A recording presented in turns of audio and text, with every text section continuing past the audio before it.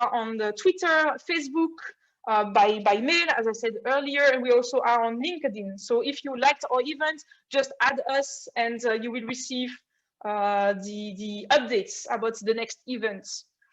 So just to finish, to wrap up everything, I will share the results of the poll. So most of you work with data in academia, but still quite a lot of you are working with data in industry. Yeah, there was one person who needed an excuse to open a beer. I hope that we were there to offer that for you. That's even though you don't work with data, and that you will enjoy the rest of the talk. So that's all for me, and I will now let Johan continue with his talk. Thank you, thank you. I love the song "All I Want for Christmas Is You," so I should turn up the radio. So indeed, we have really fascinating speakers this time. So first one is Romesh from Sri Lanka. He's got a PhD from Oxford in AI, where he worked on bioinformatics, which will please, I'm sure, some of the participants here in our audience. And after his PhD, he moved to a startup on drug discovery. In 2008, he started a simulation company where he used game technologies to improve, to make simulations better. And that has been growing this company to 120 people now. But Ramesh was ready for something new. And so he did a management buyout to found his current startup. And this startup is what he will be talking about today. About using AI to mitigate wildland fires. Okay, Ramesh, I'll leave the floor to you. Oh, thanks, Johan. Share my screen. I hope everybody can see my screen. Yes. Yes. All right. So I've been looking at the polling question. That's really interesting, and I hope I'll be able to clarify some of those over my talk. So really, today's talk is unfortunately not about bioinformatics, which I did a while ago. But today's talk is about a company I've been working on for the last year or so, where we are trying to come up with a way to solve the bushfire problem, the forest fire problem, and come up with a way that we can scale with the way that things are growing. And what I hope you'll find as the takeaway from this talk today is the fact that the success of building a system like this is eventually data. It's how we collect data, the quality of the data we collect, and how we use it. And I hope at the end of this talk you'll understand the importance of that.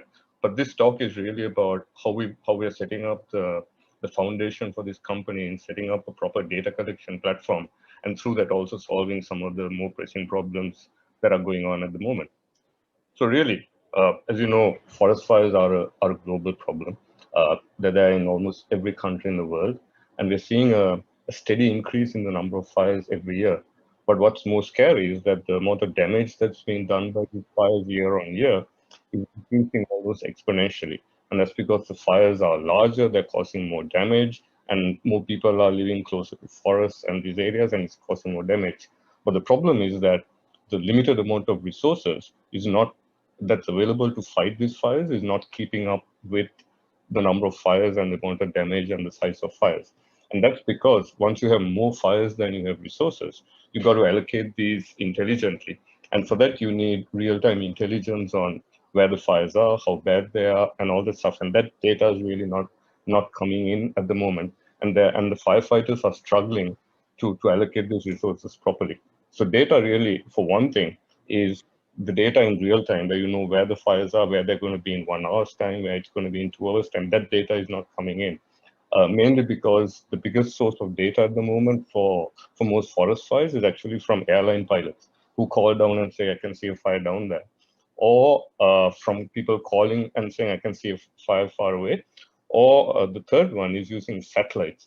But the big problem with satellites is there are two big problems. One is that the resolution of satellite data is about 200 meters by 200 meters. So it's not really that detailed. But the greater problem is that satellites usually have to pass over the country that owns that satellite for it to download the data because the data is so large. And about 90% of the fire detection satellites are owned by NASA, and they got to pass over the US for that data to be downloaded. And most of the time, this data that they get on the fires is about 12 hours old, which is not really real-time data for these firefighters to use. So as a solution for this, we've been looking at using autonomous drones, building an ecosystem to have autonomous drones to fight these fires. And initially, to solve the big problem that's going on at the moment, which is get real-time data to the firefighters as fast and as detailed as we can. And then through that, build a business around that, which we can then collect enough data on these fires, the granularity right on the ground level, which will then give us the ability to be able to forecasting, pre-finances and all that. But to do that, we have to first build this platform and also a business case which would fund these fire mapping drones. So our first effort over the last few months has been building a drone platform to collect this fire data. And this is just a small visualization of what we are trying to achieve here. We're building a drone system, obviously, and this is what's called a VTOL drone. It can take off vertically and then fly without using the rotors, using its wings for lift, which means that it has greater flying time, greater range, and then control through the mobile tower network or through satellite so that it can fly to larger ranges. And this drone will go over the fire zones and continuously map where the fires are, where the fire lines are, and eventually do it autonomously so that we'll have real-time information on what's going on. We'll use thermal cameras, AI, all that to do this geotagging and mapping. And this data can then be relayed in real time to central command stations who will have all the data available so that they can deploy their resources as and when they need. And eventually, at the final stage of the project, we hope to reutilize this platform to also build some fire suppression drones, which can then go to these locations which are identified and actually try and put some of these fires out as well. So on this project, we're doing this in 3 stages. And like I said, we are still in this first phase, which is the data collection. And we built a hardware platform to do this data collection. We got cameras, we got gimbals, we got the data computers, the link to the ground for control stations. We're building all that. And we've done that, and we've already deployed these units on helicopters, which are now flying around Australia and collecting some data and mapping fires. But we've already now started working on the mapping drone, which will then allow us to mount that data collection system on the mapping drone. But then the really important part, the way that we can actually scale this and take this to the next level, is once we automate both fire detection and the drone itself. And that's the real part where we'll be using a lot of AI to automate detection and also tracking and following. Then, of course, we got to build a platform to be able to do the data storage, have online databases so we can collect all this data in one place, and also integrate that with other information like current weather data, historical weather information, stuff like that, so that we can start doing analytics, and that will be the 3rd stage. But really our focus at this point is building this data collection platform and also building the storage mechanism so we can move on to phase 3, which will allow us to do that. And this is just some of the work we've done. As you can see, with my partner, actually, Kyle, I think he's on this call. He's the genius who built this whole unit. And he's been doing flights around Australia. We built this system which allows you to track the fires, mark the fires, all that. And in stage 2, we are going to be mounting this on a drone system. So I guess the most important part for this talk is where we're using AI. And we're using AI, we identified 3 main areas where AI is going to be used in our system. And at the moment, we are working on the first one, which is in orange, which is the automated data collection. We understand that it's not going to be possible to scale the way we want with the number of fires that are available, with people manually tagging these fires. We have to build automated systems which will detect these fires, tag them, mark their GPS location. So we are working on AI modules to do this fire line identification tagging. We're using object detection, object identification, image segmentation, image processing, and also a lot of photogrammetry, because we got to then map that GPS location. These objects that we detect, we got to map the actual GPS location as well. Then we also got to do what's called hotspot tagging, and hotspots are basically these parts of a fire which remain alight even after the rest of the fire has been put out. You got to identify them, because those hotspots could lead to a larger fire down the line, or it could reignite a fire like that happened in Australia last year during the winters. And then also some extra modules which you run on our drones, which will automatically detect people, vehicles, buildings, stuff like that. So then it can alert the firefighters on what's on the ground. Then the second part that will allow us to scale is actually automating the flight, automating drone fire line tracking, so it can follow fires, follow tracks, navigate properly, support BV loss, which is beyond visual line of sight, and also emergency management. And finally, that's when we can move on to the analytics and forecasting, when we can do pre-fire forecasts, during fire analysis, post-fire forecasting. But as you can see, all that is fully dependent on how we manage this data and the quality of the data that we collect. And that's what we're really focused on now, building that, but we're also building that initial bit of tech to do the fire line detection, to automate that part of it as well. So this just some slides that we did some time ago, how we've been using a thermal camera and the system that we built, which gives us both a thermal view and a normal view. And as you can see, this was a controlled burn that was done in Australia. These are tech we built to try and detect hotspots. So really, this is a coming together of a really large system. It's not easy. It's a really complex system, because we got hardware, integration, drones, radio platforms.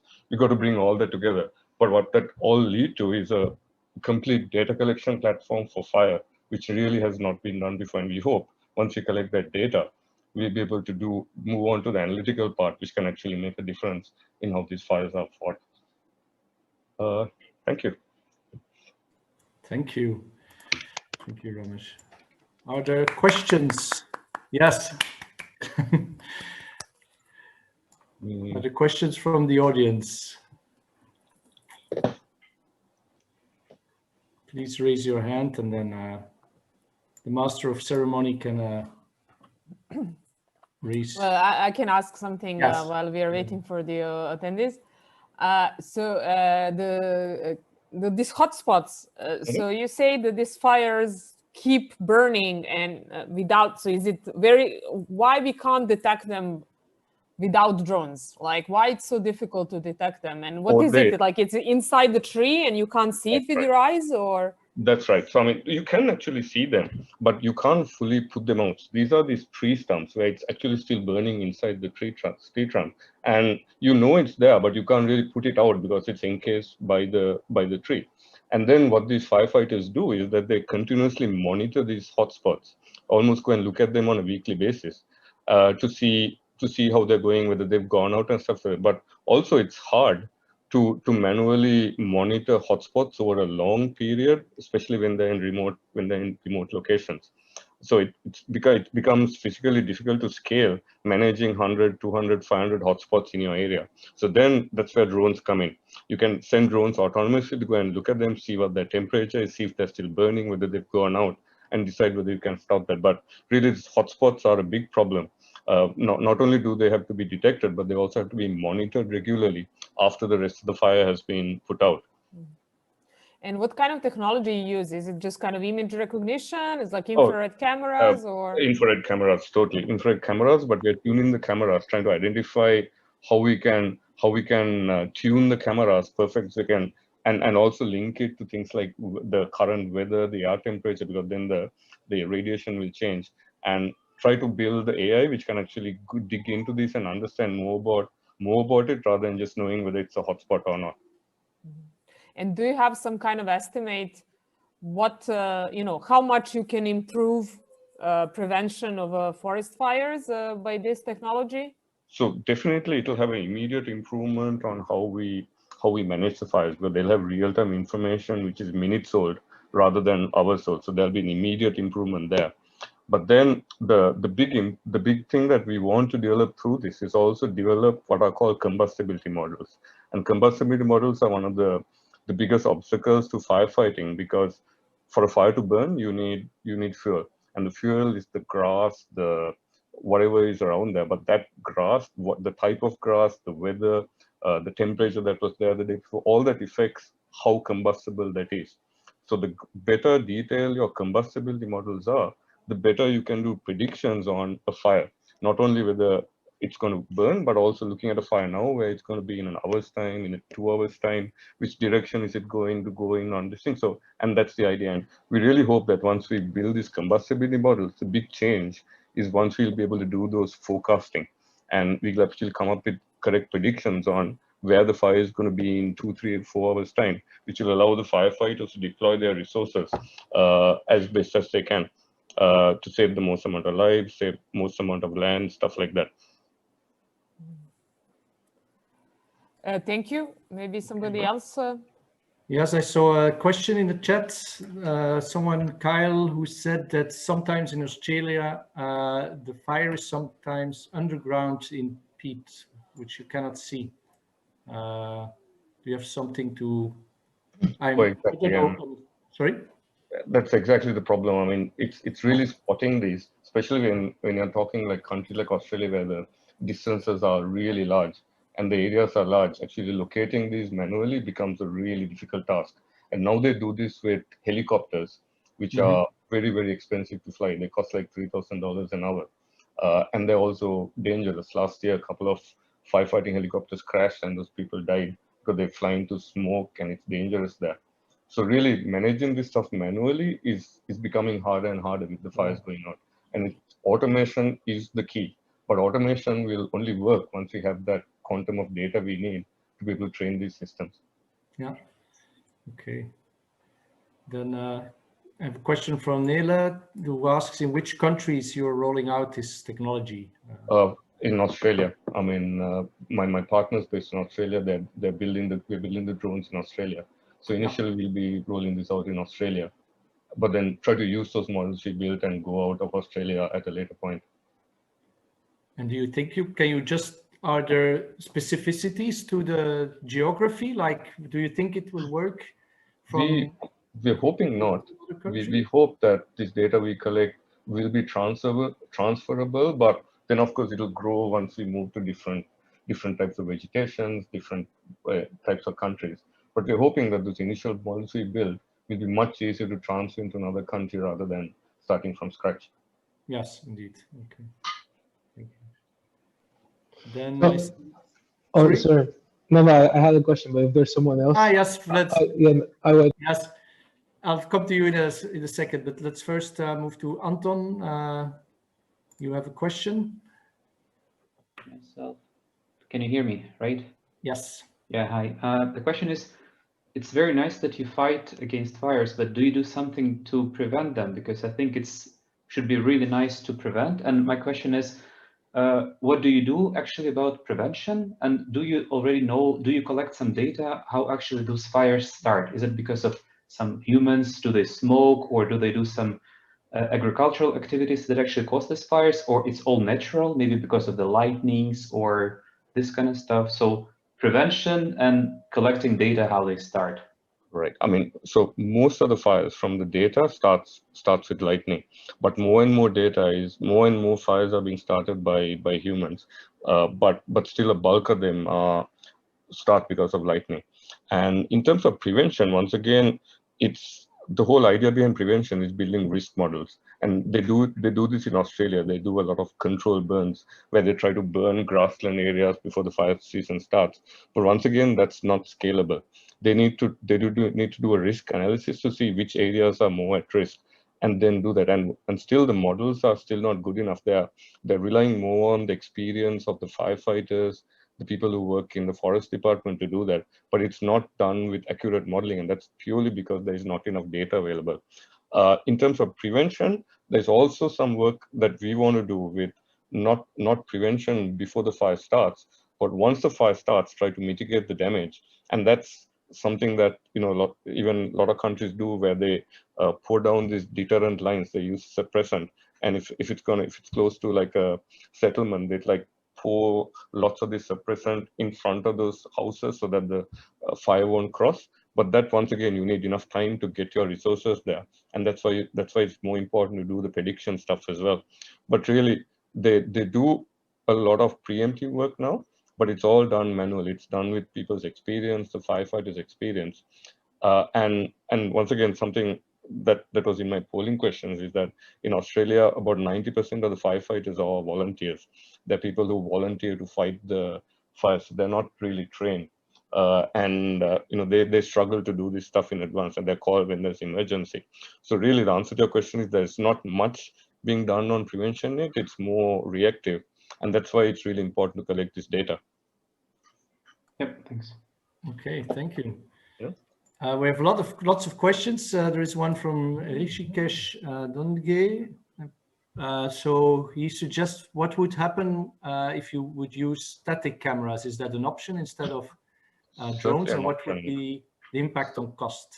Certainly an option, but the problem is how would you scale that? When you're talking large countries like Australia, California, the distances are so large. You'll need huge number of cameras, and then maintaining those cameras would be a problem. Whereas these type of drones that we're building, the VTOL drones, which don't need that much energy to stay up in the air, can stay up in the air for about 12 hours and cover a huge area because they can cover, keep going around in circles. So when you work out the actual unit microeconomics, it's actually much cheaper to do it with a drone, and much safer than doing it with helicopters, which is what they do now. Yes, and also I guess you can adapt it to the situation because they're mobile indeed. Huh? That's right. Okay, then Jose, you want to ask a question? Yeah, I had a question actually. I guess it comes from the combination of two questions. First one from Kyle that was about well, you answered that indeed like localizing the hotspots and everything was very important. But then someone else asked about how this would be moved into other countries, into other environments. If this could be really like you develop it for Australia, but could be used. But Spain, for instance, has a lot of wildfires also. And I was just thinking like that.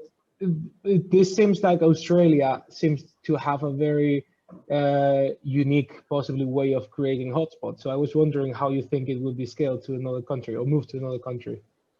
I mean, I just don't have enough data on how big a problem hotspots is in outside Australia. But the little bit I know, it's still a problem right around the world, and that's a big reason for why this once a wildfire season starts, you have these fires popping up all over the place because you've got these remnants which can get things rolling all over again. So it's really two problems here, but either way, it's collecting the data here. And while we are flying, I mean, the fire line is always a problem. And the problem with the satellite maps is that you get a satellite map which is 12 hours old, and when the firefighters go there, the fires actually move to a different place, and the whole environment has changed. So it's really about getting that real-time data to these guys onto the ground as fast as we can. In terms of translating to other countries, obviously there'll be some challenges in terms of hilly terrain and all that, which is a bit easier to do in Australia. But once again, once we solve the main technical problems, which is bringing this system together, I don't think that'll be that much of an obstacle once we go there. And Australia is a good place to do this because it's becoming a very conducive environment for drone testing. They're very open to new drone startups and new companies. So it's a good place, and it's also a big problem for the country. So it's a perfect mix of building this technology out of Australia. Nice. Sounds super interesting. Yeah, good luck. Thank you. Okay. Let's wrap up here. Thank you, Ramesh, again for the very nice talk. I'm very curious to hear about the future of your project. Oh, so am I. Yes, I guess. Okay, so the next speaker is Duccio. He's a physicist, has a master's degree from La Sapienza in Rome, a PhD from the Complexity Center at Imperial College in London, 2 years of postdoc experience in the Center for Advanced Spatial Analysis at University College London. And then, like I guess many, or it's one of the patterns we discern with physicists, he moved to data science. So he